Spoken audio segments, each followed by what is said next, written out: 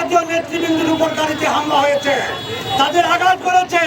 আমি গোপালগঞ্জের প্রশাসনকে দায়ী করতে চাই, ডিসি সাহেব এবং এসপি সাহেব কেন এই হামলা হলো, তাদের নিরাপত্তা চাই, আমি এর বিচার চাই।